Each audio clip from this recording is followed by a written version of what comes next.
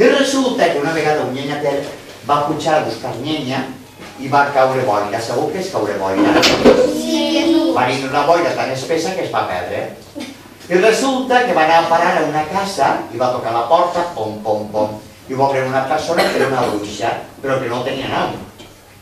Com voleu que li diguin a la bruixa? Bruixa gorda. La bruixa gorda? Mandonguilla.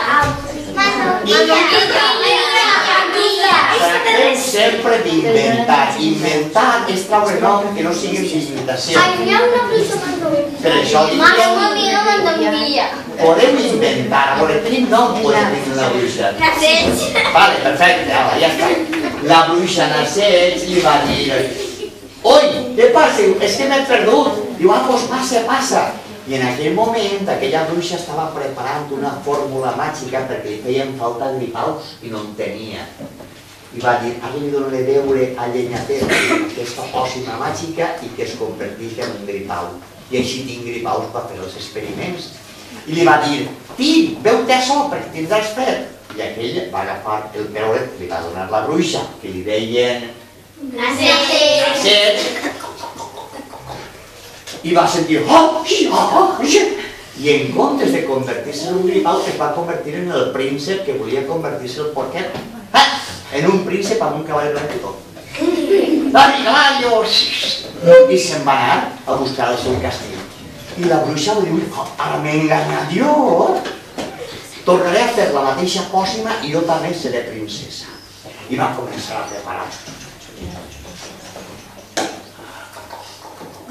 I mentre el príncep ja havia trobat el castell, va traure un cofre de monedes i va pensar, oi, quasi que el portaré a aquella senyora que m'ha convertit en príncep.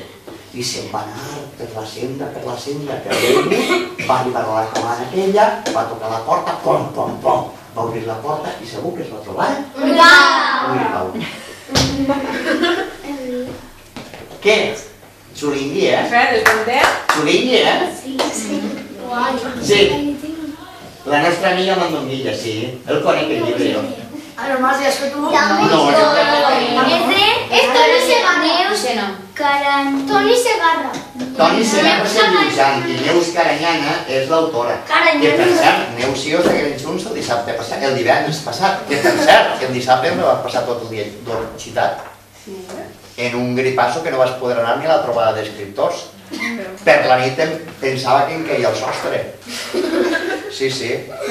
No sé si tenia temperatura, m'imaginé que botaria del 80, perquè, a veure, me volava tot.